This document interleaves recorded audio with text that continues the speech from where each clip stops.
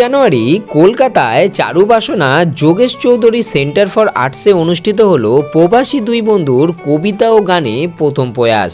উক্ত এই অনুষ্ঠানে প্রধান অতিথি হিসেবে উপস্থিত ছিলেন বাংলা ভাষার একজন বিশিষ্ট আবৃত্তিকার ও বাচিক শিল্পী ব্রততী ব্যানার্জি মহাশয়া। কবিতা ও গানে মনোমুগ্ধকর একটি অনুষ্ঠানের উপহার দিলেন দুই প্রবাসী বন্ধু।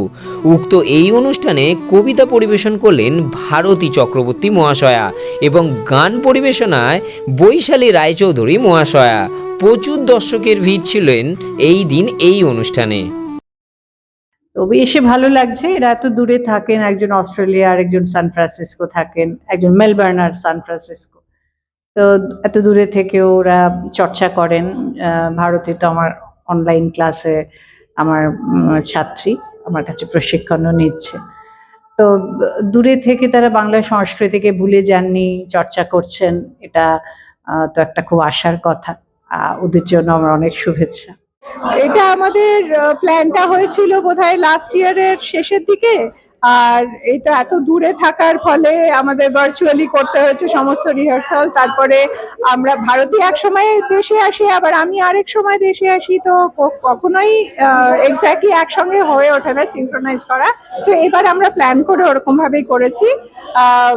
হল পেতে একটু অসুবিধা হয়েছিল, কারণ দূর থেকে তো দুজনেই বাইরে থেকে করছি, কিন্তু ওভারঅল তো ভীষণই ভালো এক্সপিরিয়েন্স। আর এই প্রত্যেকটা গানের মানে প্রত্যেকটা কবিতার ভিত্তিতে গানগুলো সিলেক্ট করাটা একটা খুব ইন্টারেস্টিং ব্যাপার ছিল। তারপরে যেরকম আমি বললাম, আমি নজরুলের প্রতি খুব বায়াস, কিন্তু এখানে রবীন্দ্রসঙ্গীতই বেশি হয়ে গেল। আর কিছু দেশাত্মবোধক আর ইয়েও ছিল আধুনিক। তো মানে ওভারঅল খুবই ভালো লাগলো এটা করতে পেরে আর কি।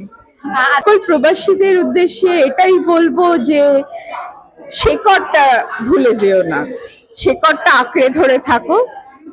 এর মধ্যে অনেক অনেক শান্তি আছে, অনেক একটা প্রাপ্তি আছে। আর যাই করো মানে বাংলা বা বাংলা ভাষা মাতৃভাষাকে ভুলে যেও না এবং সেটা চর্চা করো। নিজে কিছু করতে না পারলে অন্যদেরকে সাপোর্ট করো, শোনো, কবিতা গান সব মিলিয়ে থাকো। আমরা দুজন পৃথিবীর দুই প্রান্তে থাকি, ও সান ফ্রান্সিসকো, আমি মেলবোর্ন, আর অনুষ্ঠানটা হয়েছে কলকাতায়। অনেক এর পেছনে এফার্ট অ্যান্ড টাইম গেছে, টাইম জোন মিসম্যাচ সবকিছু।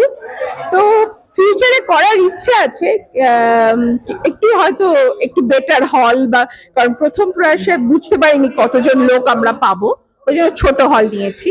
এরপরে হয়তো বড় হলে একটা কিছু করব।